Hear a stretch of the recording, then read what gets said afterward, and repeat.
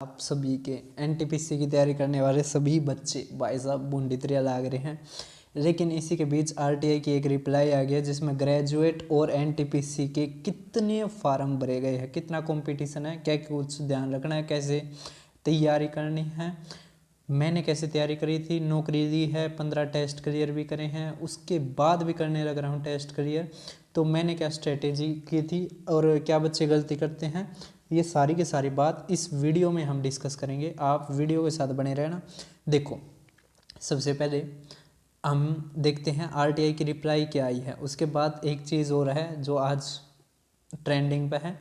देखो, एनटीपीसी के एक आरटीआई लगाई गई थी जिसमें बताया गया है कि एनटीपीसी जो ग्रेजुएट, जो मतलब आपकी डिग्री के बाद आती है, भर सकते हैं, अप्लाई कर सकते हो, उसमें 58,40,861 बच्चों ने फार्म भरे हैं। सभी को समझ में रहे हैं? तो 58 लाख मतलब यूपी पुलिस से भी ज़्यादा, ठीक है। और वैकेंसी कितनी है?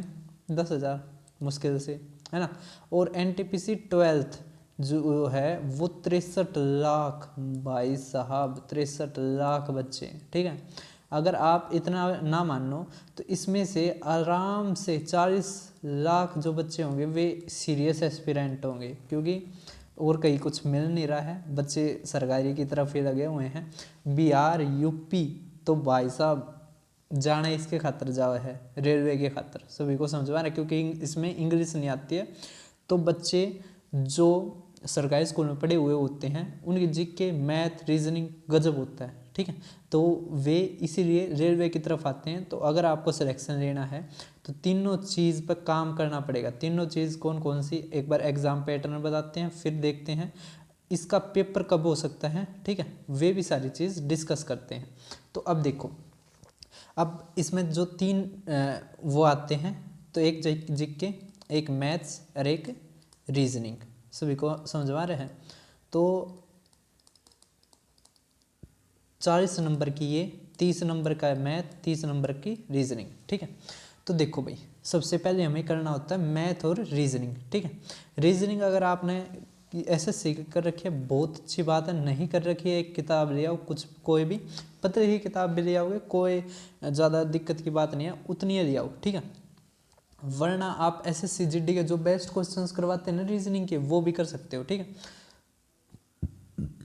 वहाँ से आप पढ़ लो, ठीक है, यूट्यूब से आप रीजनिंग पढ़ लो। मैथ कहाँ से पढ़ना है? 30 के 30 आ जाए। मैथ मैं पढ़ाने लग रहा हूँ, मैं कैसे पढ़ाने लग रहा हूँ एक बार मैं बता देता हूँ आपको। आप मेरे चैनल पर जाओगे, दीपक शर्मा मैथ्स। अगर आपने बेसिक से पढ़ना है, अभी टाइम है, ठीक है, आप कर सकते हो। तो आप जाओ क्विक रिवीजन सीरीज़ पर, जितने चैप्टर करवा रखे हैं उतने कर लो, ठीक है। 12 चैप्टर करवा रखे हैं, 12 के 12 कर लेना। उसके बाद अभी आने लग रहे हैं, ठीक है। अगर आप कहोगे तो और जल्दी डलवा दूँ मैं। अगर आप ये देखना चाहते हो रेलवे में कैसे क्या पेपर आने लग रहे हैं, 5 पेपर हुए हैं, एक अभी चला हुआ है, उसके होने के बाद भी करवा दूंगा मैं बेस्ट क्वेश्चंस। आप अपने तैयारी के लिए देख सकते हो कि कैसा क्या है, आपकी तैयारी कितनी का है, ठीक है।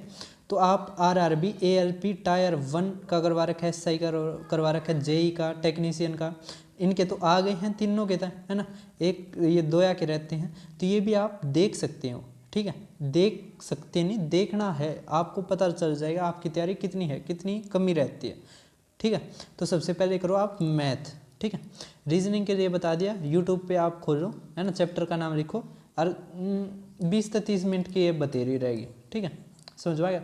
उसके बाद प्रैक्टिस करो।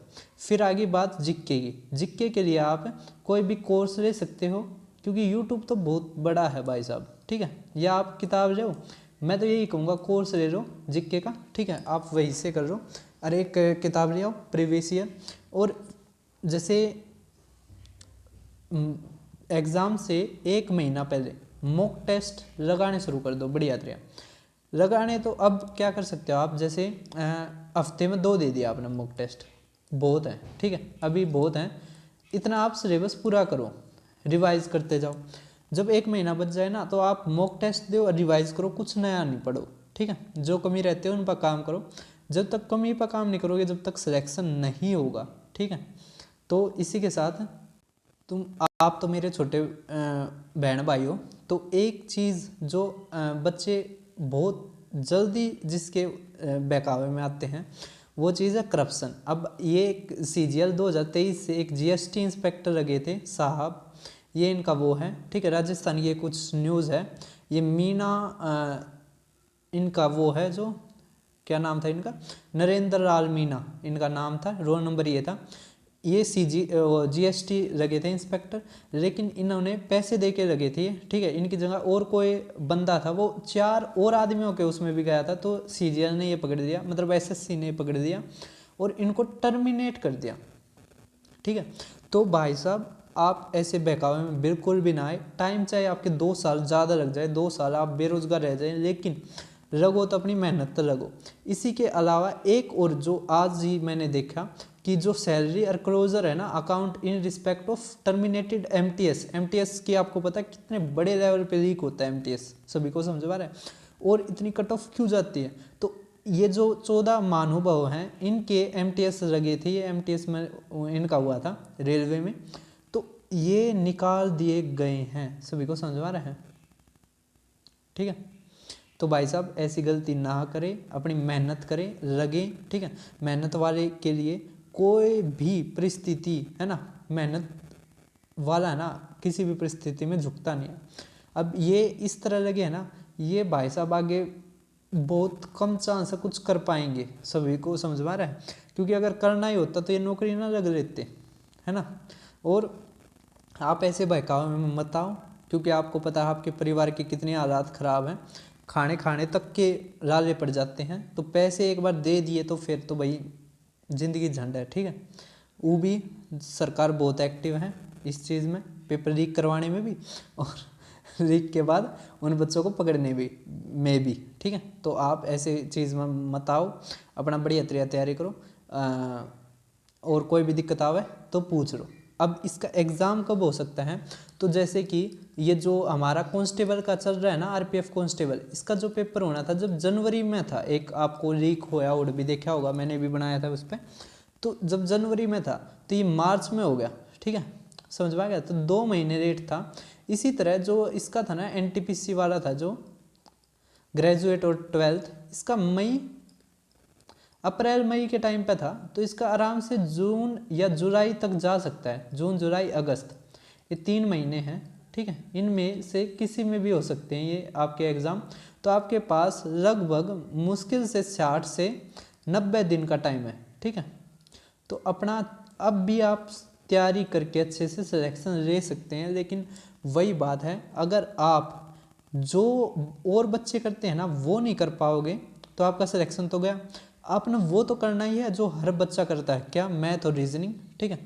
उसके अलावा GK में भी ज़्यादा से ज़्यादा नंबर स्कोर करने हैं, सभी को समझ आ रहा है। तो फिर मिलते हैं किसी और वीडियो में। कंपटीशन बहुत तगड़ा हो गया है भाई, है ना।